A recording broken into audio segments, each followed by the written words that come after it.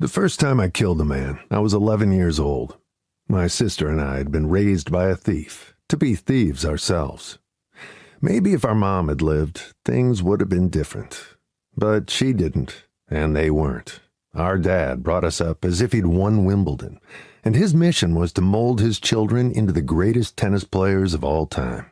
Except, instead of spending our childhood with rackets in our hands, it was lockpicks and Glocks. And it worked. By the time I was 11, I could crack safes, bypass alarms, plan a heist, shoot equally well with both hands, and hold my own in a fight against a grown man. Ginny, who was 15 months older, could do the same, but better. The job we were on was a total milk run from start to finish. No guards, an outdated security system, and a safe you could have opened by breathing on it. It was really a one-person job. But part of Dad's training regime was to bring us along when he could. He had every reason to expect it would be a clean heist.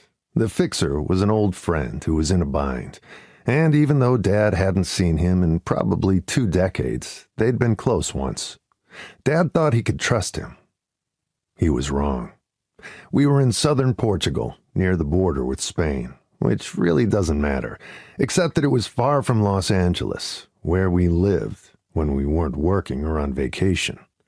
Everything had been arranged from a distance, and it's possible that the friend didn't know that Ginny and I even existed.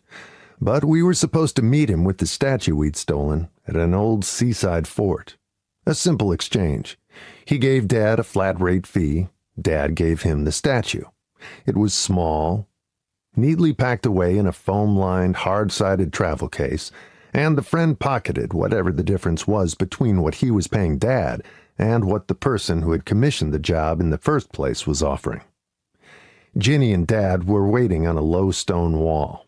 I was messing around on the rocks. I don't remember what I was doing. I was 11, so it was probably something dumb. But I was out of sight. When I scrambled back up, I saw a very pale man holding a pistol on Dad and Ginny.